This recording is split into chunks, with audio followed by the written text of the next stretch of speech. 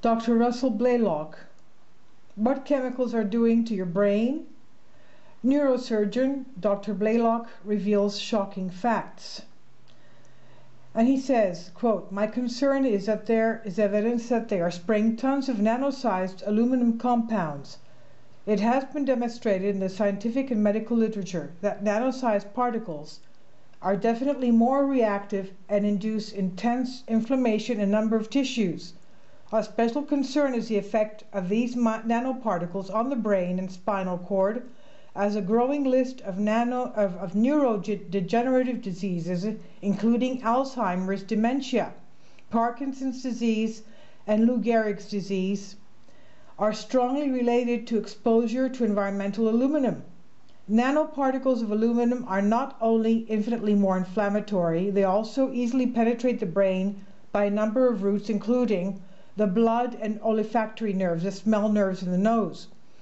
Studies have shown that these particles pass along the olfactory neural tracts, which connect directly to the area of the brain that is not only most affected by Alzheimer's disease, but also the earliest affected in the course of the disease. It also has the highest level of brain aluminum in Alzheimer's cases. The intranasal route of exposure makes spraying of massive amounts of nanoaluminum into the skies especially hazardous, as it will be inhaled by people of all ages, including babies and small children, for many hours. We know that older people have the greatest reaction to this airborne aluminum because of the nano-sizing of the aluminum particles being used. Home filtering system will not remove the aluminum, thus prolonging exposure even indoors. In addition to inhaling nanoaluminum, such spraying will saturate the ground, water, and vegetation with high levels of aluminum. Normally, aluminum is poorly absorbed from the GI tract, but nanoaluminum is absorbed in much higher amounts. This absorbed aluminum has been shown to be distributed to a number of organs and tissues, including the brain and spinal cord.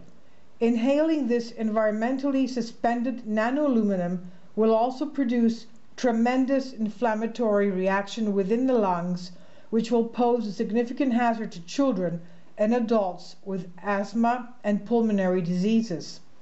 And he goes on to say, "I pray that the pilots who are spraying this dangerous substance fully understand that they are destroying the life and health of their families as well. This is also true of our political officials. Once the soil, plant, and water sources are heavily contaminated, there will be no way to reverse the damage that has been done. Steps need to be taken now to prevent an impending health disaster of enormous proportions if this project is not stopped immediately. Otherwise, we will see an explosive increase in neurodegenerative diseases occurring in adults and the elderly in unprecedented rates, as well as neurodevelopmental disorders in our children. We are already seeing a dramatic increase in these neurological disorders, and it is occurring in younger people than ever before."